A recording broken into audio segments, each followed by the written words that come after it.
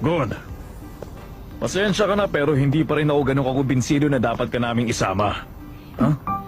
Gusto ko makita kung talagang karapat-dapat kang sumabak sa gerang to. Kunwari, ako yung kimera at nagumawa nun kay Kite. Ipakita mo sa akin ang gagawin mo. Pag di ako nakontento, papapalitan kita ng ibang hunter. Si Master talaga ang gulo. Siya nga ito nagsabing okay na isama sila tapos ngayon. Gon! Ipakita mo na sa kanya yung jajakin mo!